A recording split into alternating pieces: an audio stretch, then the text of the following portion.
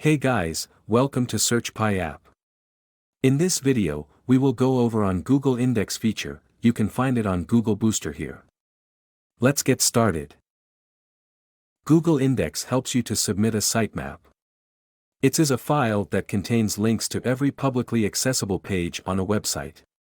It tells Google which pages and files you think are important in your site, and provides valuable information about these files. First, let's click Connect to log in your Google Search Console, and then, you can submit your sitemap with just a single click with our app. With Enterprise Plan, you can check out the details right below in the View Your Sitemap. Next, you can use this tool to check which page of yours has been indexed by Google by entering its URL. In case it hasn't, you can submit its URL to Google instead of the whole sitemap. And finally, let's enable this auto button. It helps you to automatically send index request for new pages. That's all for now, and we will see you in the next tutorial. Thank you.